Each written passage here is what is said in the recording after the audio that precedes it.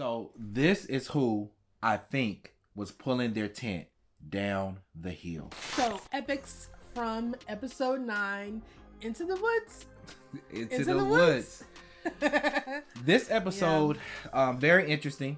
They didn't give us a whole lot of character development with this one, because I guess we're kind of wrapping things up. We're trying to get to this conclusion about what's going on. Do you think that this episode kind of moved the plot forward, or do you think it's still kind of stagnant? Because there's only, one more episode left? Supposedly.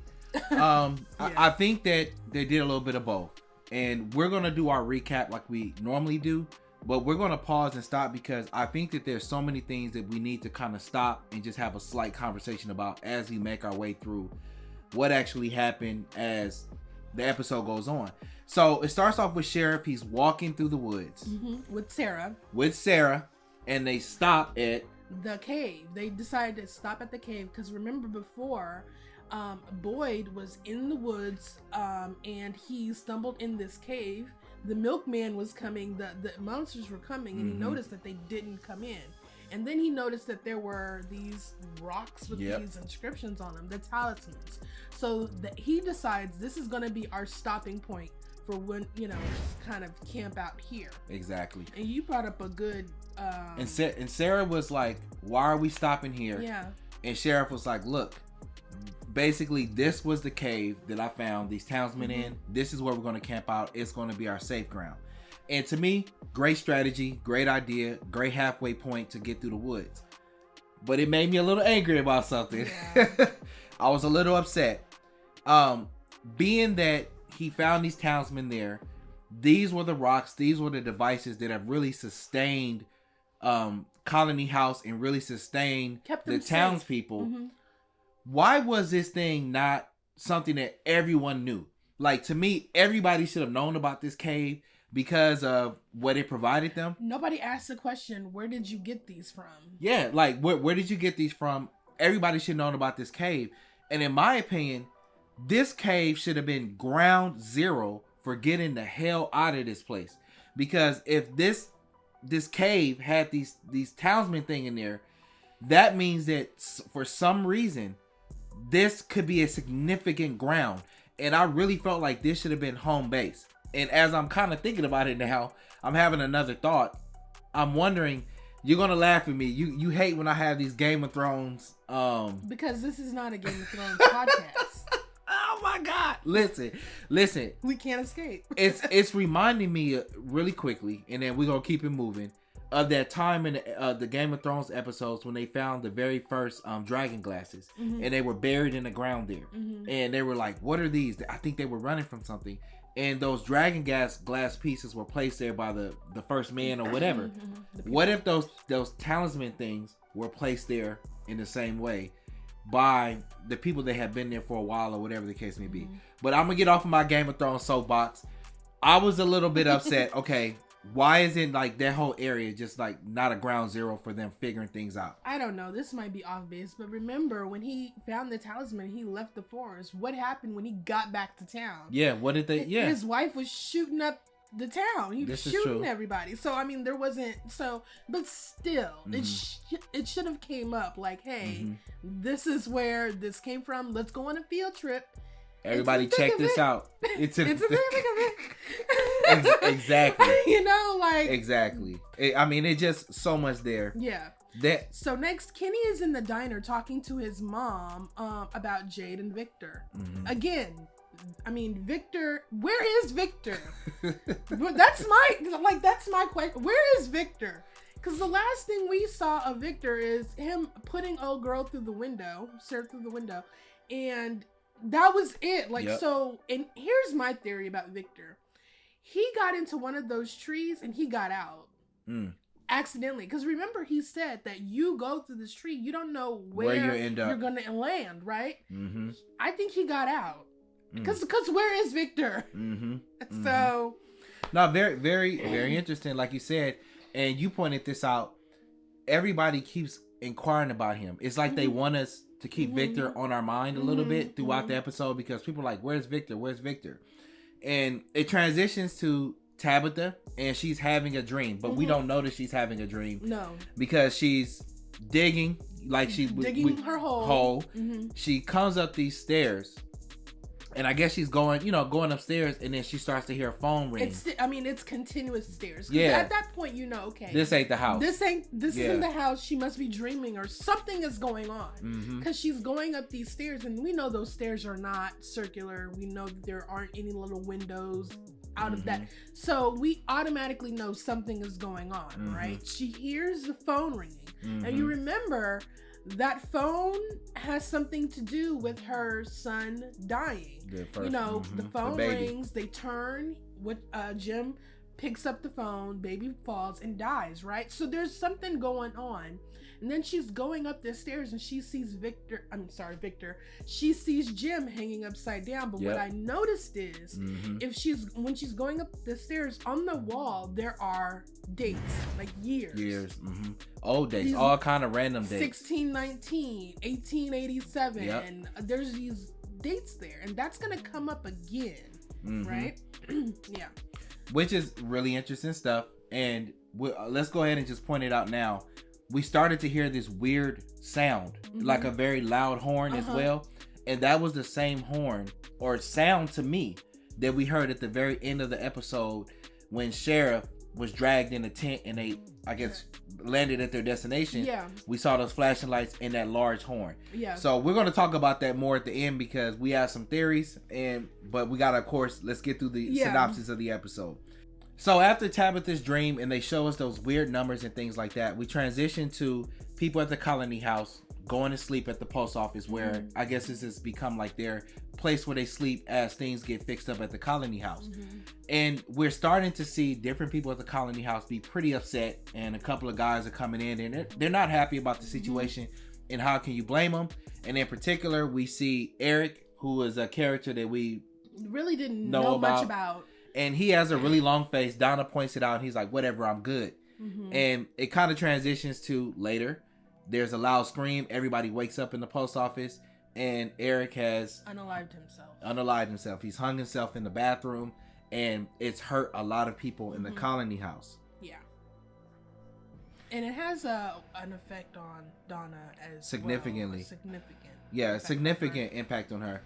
And, it switches back around again. This episode does the most back and forth that I've seen out of any of the episodes thus far. And it's showing the colony house, and it's showing how people are working together collectively, getting a plan together, working together hard, getting things to go.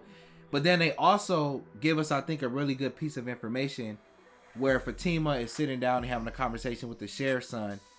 And she says something very interesting to me. She says something to the effect that she's more afraid of the tower working than it not working, which is very interesting. See, again, remember I told you I think some people in this town either are in on what's going on or they don't want to leave because they're escaping something. Yep. I think a lot of people are escaping some things in their real lives.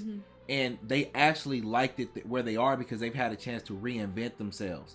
And then when you think about it, living at this place, you don't have all of the responsibilities of living in a real society. None of these people have jobs. They're not working. They're not paying bills. They don't have a lot of the stresses that you see when people live in a real world. Right. So this was, and when she said that, it really made me think about how some of these people may not want to go back. But it also made me think about, are there going to be people here that want to jeopardize their ability to leave? And I immediately started thinking about, what if somebody goes and they destroy the batteries or they destroy the tower? So it has me thinking about that there's not only Fatima's feeling this way. They used to say this, teachers would say this, if one person has a question, chances are there's a lot of other people that have that same question. So if Fatima's feeling that way, chances are there's a bunch of other people who are feeling the exact same way as Fatima as it relates to having fear and being afraid as to whether or not they really want to go back to society. Yeah. Because you don't know what they're going back to. We don't know if time has stopped in this place. You don't know if they've you don't know if people are looking for them or, they've left certain situations that left children. You don't know what you're going back to. And that's a big fear of you know, like Eric was explaining to her, like when his dad came back from Iraq, you know, it's kind of like coming back to a whole nother planet. Yep. You know, so that's a huge fear that, I mean, Fatima and other people might have. Exactly. And like I said, it's also making me really wonder, are there people that are going to be willing to sabotage their ability to actually leave? Right. And, you know, after that, it transitions back to the sheriff, and he's in the forest, and he's having a good dialogue and conversation with his captive, Sarah. with Sarah. And, you know, basically he gets upset, and he's like, why did you do what you did? Yeah. And she kind of explains that these voices told her that if she didn't act, then, her brother would die. And then even everybody else. Would die. And look what happened. Her brother, she didn't kill the boy she ended up killing her brother on accident. Exactly. And then what happened at Colony House. And then it does another switchback. Like, they're going back and forth. Yeah. It's like, Jesus Christ. And they transition to the Matthews family at home, and they're doing something interesting, looking at Victor's drawings. And some of them are, you know, whatever type drawings, and then some of them are a little bit more sinister and scary. And that's when Jules is like, why are we looking at these drawings, right? Like, these are kind of scary. But they keep on allowing their son to keep trying. He's trying to drop game. He's trying to tell him, like, yo, these drawings mean this. This means this, and this is important. Yeah. You know, because I don't know if you noticed, only 2 people see the little boy in white. Yep. Victor and the him. Little boy. Yep. And Victor gave the daughter those drawings for a reason. Exactly. He told her, your brother knows what this is, you know, go, right? So I think at some point they need to stop and look at and question this boy and say, what do you know about these drawings? Tell us what you know. And nobody's listening to him. Which is very interesting to me. And while they're around this table having this conversation, something is said that I think we got to pause and talk about. And they started to play this little game of, what are you going to do when you get back, right? And they all kind of talk about, like, when we get back, I want to do this. And their son says something really interesting. He says that he wants to be happy when they get back, as happy as they are when they get back as they are now, stuck where they are. Because he said, when we were back in the real home, we never played games at the table. So in some ways, this phenomenon has actually brought this family closer together. Yeah, and he's noticing that. You know, he's happy. You know, he brings up the thing of, we are happy. I don't know if everybody's happy, but, you know, from the mind of a child, he sees them spending time together, problem solving together, working together, playing games together, doing these things to comfort each other as them being happy. That's what he's interpreting as. Because none of that was going on before this trip, before they landed in this town. So, you know, even with this traumatic situation that they're in, he sees all of these things as, oh, we are happy now. Yeah. And he's enjoying it somewhat. You know, the happiness, the love that's back in the home. And we get another transition, and now it transitions to, you know, Jade and Jim, and they're talking about the battery situation, talking about the resources that they have to try to broadcast this signal, and just really feeling like they don't have what it's going to take to actually get this done. And they have a little argument, and once again, Jade starts to ask about Victor. Where's Victor? And then it really kind of makes Jim pissed off, because I guess Jim is like really like grounded in reality about what can we do. But Jade kind of understands that Victor may have some ideas around what's going on. And, you know, they have a little argument. Kitty's mom mentions Victor while they're in the coffee shop. Exactly. You know? Yeah, so then they kind of split off. They just I guess they wanted to just kind of show us the turmoil that's kind of going on, and how everybody, if you have some people that want to go, some people that don't want to go, some people that are very optimistic about leaving, others are pessimistic. So they're just trying to show us all of the different emotions that are kind of going on as they try to embark upon this journey. And then we have Donna having her nervous breakdown. She has a nervous breakdown, and this was kind of different and interesting because she's always been a strong figure throughout this entire series. And this is the first time that we actually start to see her crack. And she's drinking You know, Kenny tells her we need more wood, and she goes downstairs and gets her axe. Okay, and proceeds to tear up the floor in the house to, you know, get the wood. But really, it's more of a venting, a frustrational moment from her, and really kind of showing us that this phenomenon is starting to take a toll on everybody that's present, you know, in the home. Yeah, because her thing is, what's gonna happen to these people when they? And she keeps saying, when this does not work. Yep. So she believes that this is not going to work. Mm-hmm. She remembers what it was like before the Boyds came and set up this whole, you know, system and the talisman, in the town, and where they were just hiding in holes. Mm-hmm. So she was able to get to a place where to create community, mm-hmm. and to create a life, and she's afraid of what's going to happen to these people when this does not work, mm-hmm. when the tower does not work. Mm-hmm. Right, which is, you know, she's a afraid valid of fear. going back to chaos, to the chaos they were in before. And it's a very valid concern.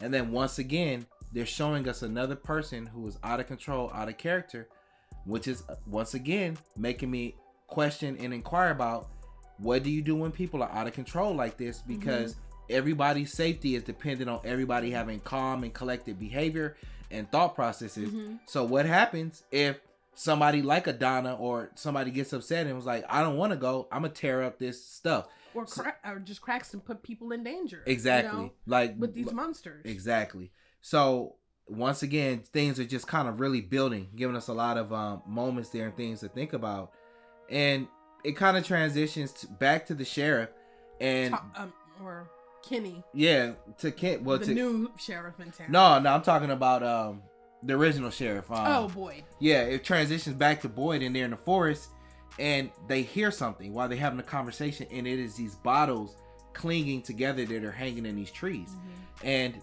it shocks both of them because they're like, "Who put these things up here?" I thought nobody had traveled this far, but then Sarah begins to hear these voices again. She has a seizure, and she kind of collapses, and then it goes away from her. And we're going to get some good information later, but then it transitions back to Donna, who's in the town's bar. Mm-hmm. She's never been there. She's really drinking. And really, this is when we kind of see her really kind of break down and talk about how she's feeling. What her fears are. And what her fears are. And she said something really, I thought it was interesting, to the new sheriff. The new sheriff of the town. And she says, you have to be prepared for what happens when you've given people all of this optimism and this now doesn't work. Mm-hmm. You better be prepared for the repercussions of that, which I thought was very interesting to me for a couple of different reasons, but a really strong selling point.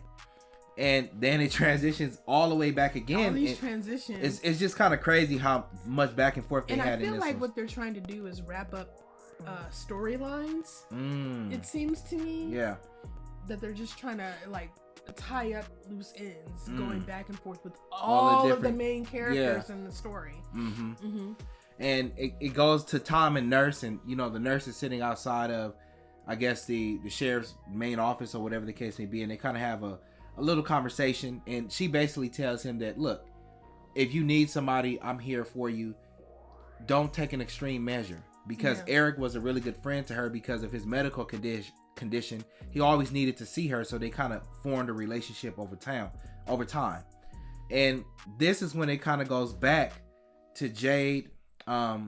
He's in Tom's home and he's fussing and acting a fool and really venting and speaking to Tom's mother, Kenny's mother. And this is when he says, we don't have enough power, what are we going to do? She says, stop complaining. She says, you have enough power in here. And she hits the light switch. Really important to me. Yeah, because Jade, a light bulb goes off because he's talking about how pulling what is going through these wires. Yep. And then that's when we cut to that. I mean, he said what's going through these wires, but before we turn, I wanted to kind of talk a little bit about what I think she may have been referring to.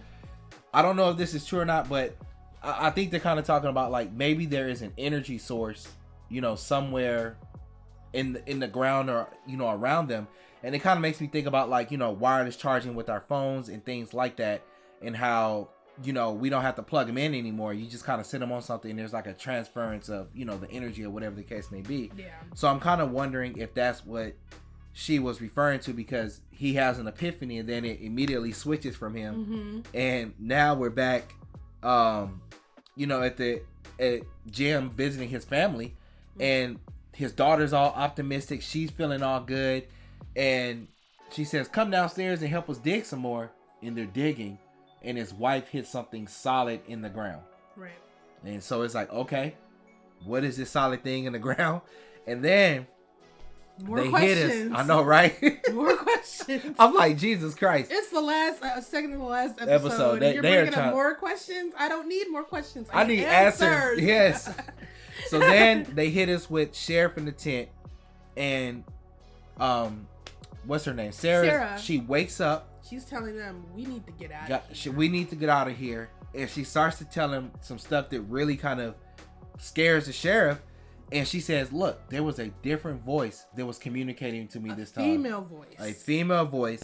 And she's saying, you should not have come out here. Tell Mr. Fish and Lowe's they need to haul their ass back to the town. And of course, Sheriff is like, what? Because only certain people called him that. So he's actually realizing that this chick is really talking to something. Some type of supernatural force is communicating through her.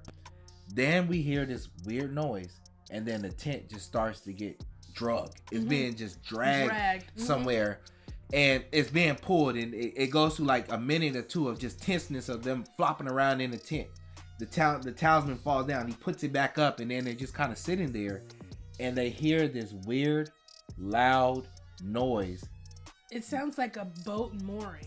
Loud like horn. A huge, like a container ship, or like if you ever been somewhere near a port or a cruise ship, it sounds like a cruise ship or a container boat, some type of large boat, a huge vessel that moors and blows a horn, lets you know that it's coming into port, right? And you got this huge light that's lighting up the tent. It's flashing and it's lighting. And when I saw that, I thought a couple of different things. We finally kind of came to the conclusion that we felt like it was a boat. And at first I was like, is this an alien ship or something? This loud, weird noise, all of these like flashing lights, and for the type of lighting up that was occurring around them, whatever this item is, it has to be big and it has to be mechanical, because that's not something that it's not like a person. It's not like a handheld flashlight. It has to be something pretty large, something mechanical. So they really kind of set us up, man, once again with all of these questions, to put us in a position of, I guess, the final episode. I mean, there's just so many questions, because here's the thing. If you notice, those monsters are dressed in as if they're from different time periods. Like, especially like the milkman. We don't have milkmen anymore. And you kind of don't know all the other characters. They're dressed in ways that are like, they could be from any time period. And you think about the priest and his candy bar. That candy bar wrapper looked like it was from the 70s or something. So, and then you have the things with the dates. Inside that bottle, Boyd was able to open up the bottle and saw that it was from 1818 a long time ago. And then he said it looks like it was those same papers was in all of the bottles. So we're talking about these bottles being here from a long time. You had a really interesting. Now, I don't want to say it was a theory, but you made a interesting connection. You was talking about something about the bottles. Yes. So in Gullah Geechee culture, the slaves at the time in the South Carolina islands, they would hang these bottles up in the trees, and it was supposed to, I think, capture spirits, like malevolent spirits or something, or the sound maybe would like keep the spirits away. Maybe I have to check, but that's what those bottles reminded me of. And remember, before, when Jim and Jade went into the woods, farther out into the woods, there were these like civil war veterans, like these dead, and they were, so it's kind of like these like some time period stuff is going on. Also, the little boy in white, he was one of those, I don't know if he's a spirit or what, but he's not hurting anybody. So I'm thinking, are some of these people who are dying, are they becoming good monsters? I don't want to say monsters, but good people that kind of help them out, like the little boy in white helping Victor, or the people dragging Boyd and Sarah in the tent, maybe out of harm's way. I don't know. Yeah, and I've seen people, and people have posted comments on our page that say that they think that there's competing forces here, that you have good forces and bad forces, and I think that that's kind of what we're seeing. So really quickly, because I know that this is a long one, but I mean, they did so much shifting back and forth that it forces to be this long. I want to quickly talk about what I think, or who I think may have been pulling the tent. I know it might be far-fetched, but I don't know why. No, it's not far-fetched. No, I don't know why I think Victor was pulling that tent. I think it was Victor. I think he was pulling that tent and pulling them to safety. And I think he may have pulled them down to like a lake. Well, a lake wouldn't be big enough for a boat that big. But maybe they're near some type of water, I don't know, body of water that can maybe house a boat. It's either that, or like I said, the other theory that I was thinking that might be crazy is aliens. Not aliens. Like, not aliens. Yes, I aliens. hate that. Like aliens. Oh yeah, my god. I feel like it's an alien ship, maybe. Because that type of sound, I've heard sounds like that. The sound reminded me of that sound that the aliens make in War of the Worlds too. Yeah. Like that and then loud. Sarah, I mean, she's been right this whole time with her visions and things and the voices telling, and it told her, you need to get out of here. We need to leave. Maybe what was dragging them was not a good force. Maybe it was an alien dragging them I don't know. Where is Victor? Where is Victor? We want to know, who do you think was pulling the tent? Why do you think they was pulling the tent? Put that in the comment section. And where do you think Victor is? And where do you think Victor is? And we also, that's the ring camera. You know what I'm saying? We also want to know, what do you think the lights and the sound was? Yeah. Leave those comments down below. What do you think about what we were saying? And why do you think they were giving us so much back and forth between all the characters? I think you were right that they're trying to wrap different storylines up. But I felt like it moved so much. I haven't seen them do that at all with any of these episodes. So are we gonna get a season 2? I hope so. I hope so. I don't know. I really want a season 2 of this show. Yeah, so show us some love, share, like, subscribe. Keep interacting with us in the comments. That's exactly. really cool. And we try to respond to everybody's comments. And like we always do at the end of our videos, 1, 2, 3, fucking science. Where's Victor?